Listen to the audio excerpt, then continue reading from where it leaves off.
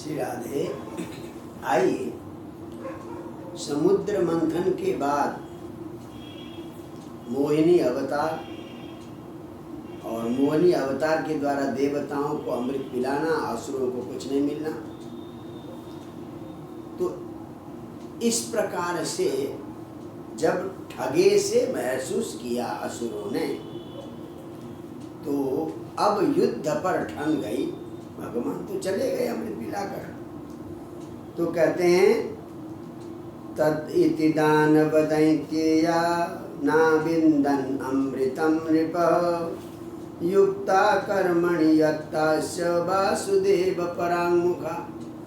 समान कर्म किया, समान मेहनत की, परंतु दैत्य और दानवों को अमृत नहीं मिला। क्यों? वासुदेव पराङ्मुखा, भगवान से पराङ्मुख थे। देवता भगवान की ओर थे, भगवान का आश्रय था। दैत्यों और असुरों को केवल अपने बाहुबल का आश्रय था। तो अब जब भगवान चले गए तो अब उनसे सहा नहीं गया। अब युद्ध की तैयारी की उन्होंने और सहन नहीं हुआ कि देखो अमृत उनको मिला, हमें नहीं मिला। तो अब युद्ध के लिए सब लोग तैयार हो गए। तो जिस समुद्र के मैदान पर दोनों कश्यप के पुत्र दैत्य, असुर, दानव, देवता मिलकर अमृत प्राप्ति के लिए प्रयास किया, 14 रत्न प्राप्त भी हुए, अमृत पर झगड़ा हुआ और परिणाम ये हुआ। तो अब जहाँ मिलकर काम किया था, अब यहाँ युद्ध शुरू हो गया। अलग अलग विचित्र विचित्र वाहनों में बैठकर सब लोग आए और अपनी अपनी बराबर की जोड़ी को पकड़ते हुए आपस में युद्ध करने लगे। यहाँ तक लिखा है कि उनके गुरुजन भी युद्ध में शामिल हुए। दैत्यों के गुरु शुक्राचार्य और देवताओं के गुरु बृहस्पति, जबकि वो तो तटस्थ रहते थे, नीति बताते थे, शिक्षा देते थे। देखिए लिखा, बृहस्पतिश्चोनसोचोसनसा नरकेण शनैश्चर मरुतो निवाच कवचै काले ये बसवो परा। उसना शुक्राचार्य के साथ बृहस्पति भिड़ गए, नरकासुर के साथ शनि भिड़ गया और निवात कवच राक्षसों के साथ वायु भिड़ गए और अष्टवसु और देवता कालेय नाम के दैत्यों के साथ भिड़ गए। इस प्रकार से भयंकर युद्ध होने लगा। किसी का सिर कट गया तो सिर गिर गया, परंतु कबंध धड़ जो है वो फिर भी युद्ध कर रहा है, इधर से उधर दौड़ रहा है। कबंधास तत्र चोत्पेतु पतितः स्वशिरोक्षिभि, यानी सिर तो नीचे गिर गया, वहां से देखकर कबंध जो है धड़ भी युद्ध कर रहे हैं। ऐसा भयंकर युद्ध होने लगा। जब दैत्यों ने देखा कि भाई देवता हावी हो रहे हैं, तो दैत्यों ने आसुरी माया का प्रयोग किया। ससर्जाथासुरीं मायाम अंतर्धान गतोऽसुर। तो बलि ने स्वयं अंतर्धान होकर आसुरी माया का प्रयोग किया। तो आसुरी माया का प्रयोग करते ही ततः प्रादुरभूत शैल, ऊपर पर्वत आ गया और देवताओं के ऊपर पर्वत आया और पर्वत से पेड़ गिरने लगे, जलते हुए पेड़, पत्थर हैं, और सब देवताओं की सेना को चूरा चूरा करते हुए कि कहीं से पत्थर गिर रहा, कहीं से पेड़ गिर रहे, कहीं से आग गिर रही। इस प्रकार से भयंकर आसुरी माया का प्रयोग किया। देवता परेशान हो गए। तो अंत में सृज्यमानासु देवायासु विषेदुसुर सैनिका। तो इन आसुरी माया के सामने देवताओं की कुछ नहीं चली, बड़े दुखी हो गए। तो वो भगवान का उन्होंने ध्यान किया। तो उपाय कुछ नहीं मिला, तो इंद्र आदि ने भगवान का ध्यान किया। ध्यान करते ही भगवान प्रकट, ध्यातः प्रादुरभूत तत्र भगवान विश्वभावन। ध्यान करते ही भगवान विष्णु प्रकट हो गए। विष्णु के प्रकट होते ही आसुरी माया समाप्त हो गई। माया विनेशु महिमा महीयस स्वप्नो यथा ही प्रतिबोध आगते हरिस्मृति सर्व विपद विमोक्षण। यानी आसुरी माया ऐसे समाप्त हो गई जैसे स्वप्न से जगने पर स्वप्न का दृश्य गायब हो जाता है। स्वप्न का दृश्य जगने पर जैसे गायब होता है, भगवान के आते ही सारी आसुरी माया, तो कहते हैं हरि स्मृति सर्व विपद विमोक्षण।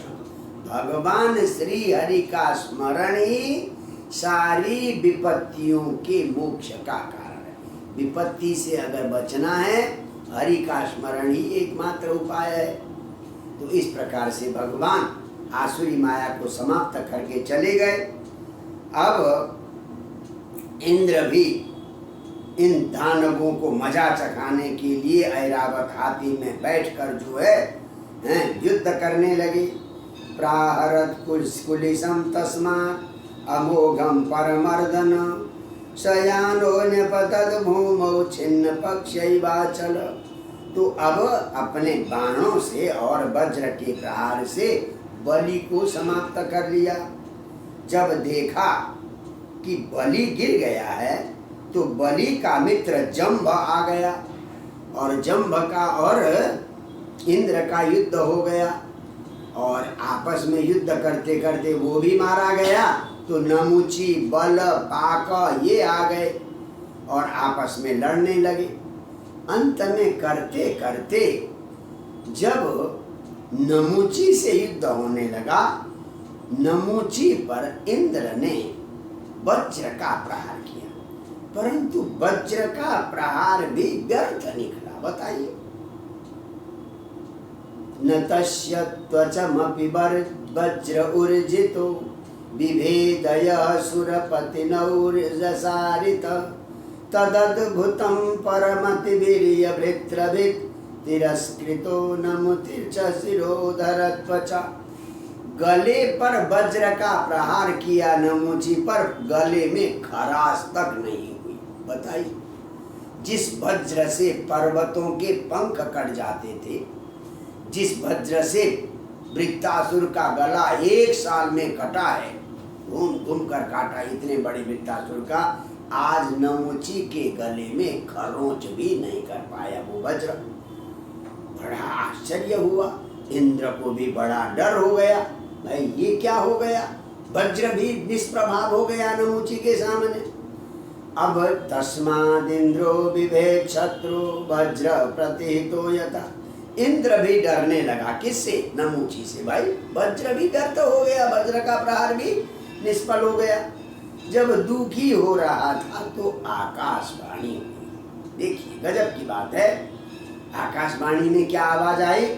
नायम शुष्कै रथो नार्द्रै बदमर्हति दानव मयास्मै यद बरो दत्तो मृत्युर्नैवाद्र शुष्कयो। भगवान ब्रह्मा जी ने आकाशवाणी से कहा, देखो ये न तो सूखी वस्तु से मरेगा न गीली वस्तु से मरेगा, मैंने इसको गीली और सूखी वस्तु से न मरने का वरदान दिया है। किसने दिया है? ब्रह्मा जी ने दिया। तो इसलिए अब तुम्हें उपाय सोचना है, ऐसी वस्तु का प्रहार करो न तो गीली हो न सूखी हो। बताइए, संसार में 2 ही वस्तु हो सकती है, या तो गीली हो सकती है या सूखी हो सकती है। बड़ी विचित्र बात। देखिए, ये असुर लोग, दैत्य लोग मृत्यु से बचने के लिए कितने उपाय करते हैं। हिरण्यकशिपु ने क्या कहा? न दिन में मरूं, न रात में मरूं, न आकाश में मरूं, न जमीन में मरूं, न घर के अंदर मरूं, न बेबार मरूं, न किसी हथियार से मरूं। दुनिया भर के प्रतिबंध लगाए, फिर भी रास्ता निकाल लिया। अब यहाँ पर न सूखी वस्तु से बनूं न गीली वस्तु से बनूं। तो मृत्यु से बचने का उपाय जीव लाख प्रयास करे, लाख बुद्धि लगाए, पर कोई भी व्यक्ति मृत्यु से बच नहीं सकता। इंद्र ने देखा कि समुद्र का झाग है, तो झाग को न तो आप सूखी कह सकते हैं न गीली कह सकते हैं। अब क्या विडंबना है, भाग्य की विडंबना। वज्र जिस पर निष्प्रभाव हो गया। अब यहाँ झाग से मुलायम तो संसार में कुछ भी नहीं। जैसे दूध का पानी का झाग आपने देखा होगा, एकदम रुई तो क्या चीज है उसके सामने, झाग जैसा मुलायम कोई वस्तु ही नहीं। पर देखा झाग का प्रयोग किया तो झाग से उसका गला कट गया। देखिए ये भाग्य की विडंबना है। व्यक्ति लाख प्रयास करे, लाख बुद्धि लगाए मृत्यु से बचने के लिए, परंतु हो नहीं सकता। तो अंत में जब फेन देखा, न शुष्के न चादरे न जहार नमुसे सिरा, नमुसी का सिर उसी झाग से काट दिया जो सिर वज्र से भी कट नहीं पाया था।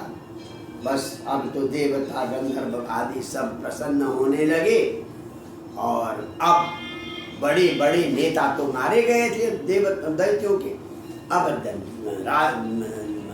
देवता लोग जो है दैत्यों का संहार करने लगे। तो उधर ब्रह्मा जी ने नारद को भेजा, भाई ये खामखा की लड़ाई मत करो, उनको शांत करो, युद्ध बंद करवाओ। नारद जी आते हैं और देवताओं को समझाते हैं। क्या आकर कहते नारद जी, भवद्भिरमृतं प्राप्तं नारायण भुजाश्रयै, श्रिया समेधिता सर्व उपारमत विग्रहात्। भाई नारायण की भुजाओं का आश्रय लिया, भगवान का आश्रय लिया तो आप लोगों को अमृत मिल गया और आपका कल्याण भी हो गया, विजय श्री भी मिल गई। तो अब ये विग्रह से, लड़ाई झगड़े से तौबा करो, इस लड़ाई झगड़े को बंद करो। जब नारद जी की ऐसी वाणी आज्ञा सुनी तो सारे देवताओं ने युद्ध छोड़ दिया। अब बेचारे जो ते वशिष्ठारण्य जो बचे हुए दैत्य आदि थे, मरे हुए लोगों का देह लेकर चले गए। तत्रा विनष्टावयवान् विद्यमान शिरोधरान्। देखिए शुक्राचार्य के पास अमृत संजीवनी विद्या थी, पर एक कंडीशन है, उस शरीर का सिर सही होना चाहिए। हाथ पैर कुचले कटे हो कोई बात नहीं, पर कुचले नहीं होने चाहिए।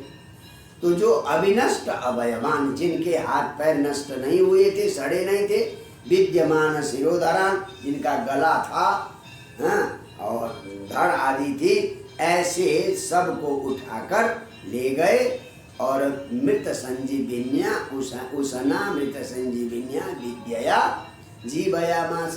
मृत संजीवनी विद्या का प्रयोग करके सबको जीवित कर दिया। किसने? गुरु शुक्राचार्य ने। और बलि को भी अपने हाथ से स्पर्श किया, मृत संजीविनी का विद्या पढ़ा तो बलि भी सजग होकर उठ खड़ा हुआ।